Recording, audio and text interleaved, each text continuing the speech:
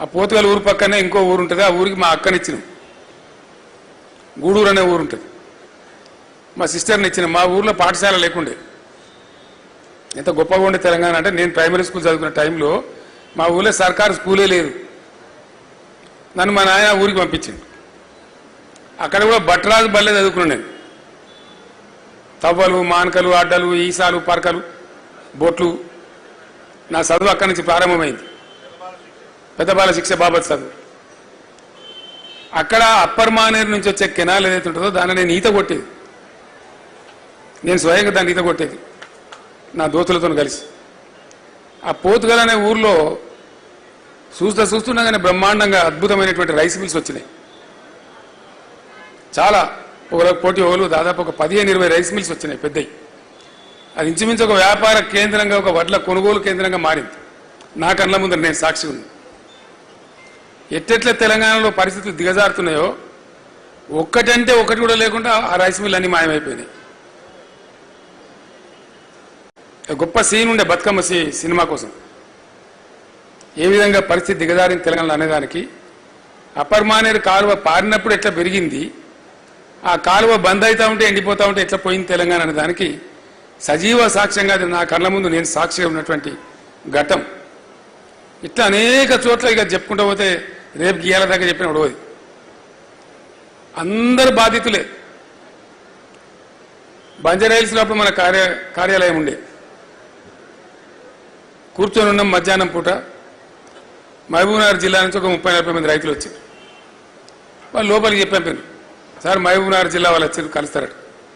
సరే రమ్మని హాళ్ళకు పోయి, నేను హాళ్ళకు పోయి మంది ఎక్కువ ఉన్నాను వాళ్ళని పిలుచుకొని ఛాయ్కి దాకా కూర్చొని ఏం సంగతి అంతా బాగున్నారు అంటే, ఇక ఏం బాగున్నాం సార్, బతకలేక హైదరాబాద్కి వచ్చినాం. ఏం చేస్తే హైదరాబాద్లో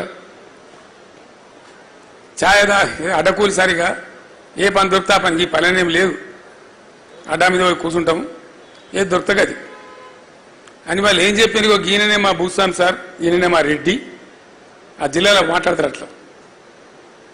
ఈయననే మా రెడ్డి సార్, మా గీన భూములు మేము పనిచేసేది, ఈయనకు 60 ఎకరాల భూమి ఉన్నది, బతకలేక ఈయన కూడా మాతో వచ్చాడని చెప్పారు.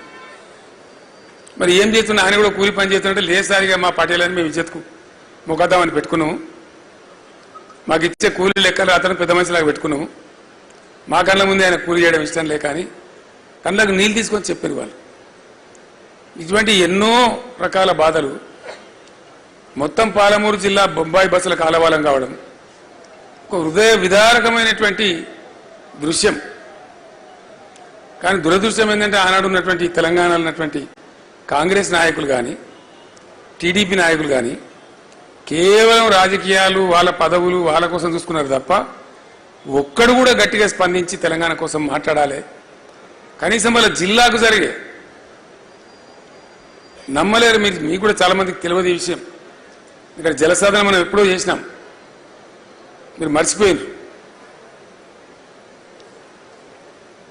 బచావత్ ట్రిబ్యునల్ అని ఒక ట్రిబ్యునల్ ఉంటుంది. 1974లో వాళ్ళు 2 నదుల నీళ్లు కేటాయించినారు, గోదావరి, కృష్ణా నది నీళ్లు కేటాయించేటప్పుడు ఆయన కామెంట్ రాసిండు ఆ బచావత్ జడ్జి గారు. బచావత్ అంటే ఆయన సుప్రీంకోర్టు రిటైర్డ్ జడ్జి, న్యాయమైన మనిషి. ఆ రోజుల్లో చాలా న్యాయమైన మనుషులు ఉంటుంది. ఆయన ఏం రాసిందంటే, ఈ తెలంగాణ ప్రాంతం ఇంకో రాష్ట్రంలో కలవకపోతే బాగా అభివృద్ధి చెందేది, కనీసం మీ ప్రాంతానికి నీళ్ళు ఇవ్వమని వాడు దరఖాస్తు పెట్టాడు కూడా దిక్కులేడా, అడిగేటోడే లేడు అని మేము చూడలేక, మాకు చూడబుద్ధి అయితే లేదు. ఈ పరిస్థితి చూస్తుంటే బాధ అవుతున్నది.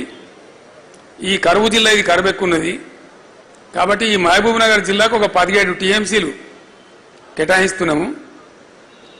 దీనికి వంకలు, కుంటి సాగులు పెట్టి ప్రభుత్వాలు ఎగ్గొట్టద్దు, ఖచ్చితంగా ఈయన్నే కట్టాలి, ఈ జిల్లానే కట్టాలి ప్రాజెక్ట్ అని కండిషన్ పెట్టి జూరాల ప్రాజెక్టుకు ఒక 17 టీఎంసీలు కేటాయించారు.